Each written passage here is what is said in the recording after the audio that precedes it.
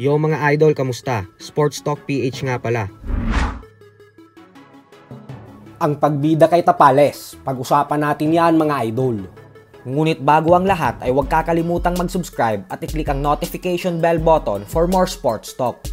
So alam nga po nating lahat na matapos maging isang ganap na 2-division world champion ni Devin Haney, sa pamamagitan ng pagtalo nito sa former world champion Regis Prograis nitong nakalipas na buwan lamang, kung saan nasungkit niya ang WBC Junior Welterweight World Title Belt, ay opisyal na nga po nitong binakante ang kanyang 4 na titulong pinanghahawakan sa 135-pound lightweight division. At dahil nakabakante na ang mga titulo ng lightweight division, kaya naman agad nang ikinasa ang mega showdown sa pagitan ng former pound-for-pound king Vasily Lomachenko at ng former unified world champion George Kambosos Jr., kung saan paglalabanan nilang dalawa ang bakanteng IBF lightweight belt na gaganapin sa May 12.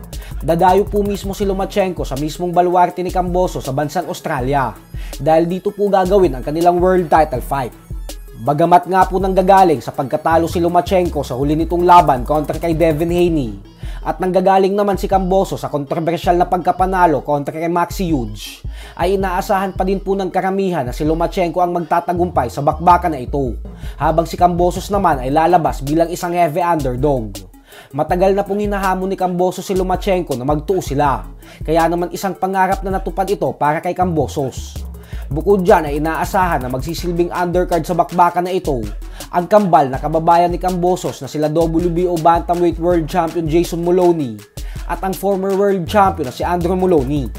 Sa kabilang banda naman mga idol ay bagamat nga po natalo ang ating pambato na si former Unified IBF and WBA Super Bantamweight World Champion Marlon Tapales sa naging undisputed title fight nito kontra sa undefeated 4-division World Champion Japanese Monster na Naoya Inoue, ay hindi pa din nga po natin maikakaila na panalo pa din talaga sa buhay si Tapales nang dahil sa limpak-limpak na milyones na kinita niya sa laban. At nitong nakalipas na linggo nga lamang po ay inulan ng papuring si Tapales sa bansang Japan matapos makarating dito ang balita na namigay ng sako-sakong bigas ang ating pambato sa publiko upang ibahagi ang mga biyayang natatanggap niya ngayon na nasa kasagsagan siya ng kanyang professional boxing career. Mismong ang Yahoo Japan ay gumawa ng artikulo patungkol dito gawa ng paghanga nila sa magandang kalooban ni Tapales. Hindi po ipinaalam ni Tapales sa mga media at publiko na namigay siya ng mga bigas. Sadyang kumalat lang ito sa social media, gawa ng mga nag-post na kababayan natin na nagpapasalamat ng dahil sa tulong na ibinigay sa kanila ng former Unified World Champion. Magmula po nang makarating sa bansa si Tapales, ay hindi po ito nag-iingay at bagkos na nanatili lamang itong tahimik at sinusulit ang mga oras niya kasama ang kanyang mga mahal sa buhay bago muling sumabak sa isang matinding training camp para sa kanyang susunod na laban. So hanggang dito na lang po muna tayo mga idol.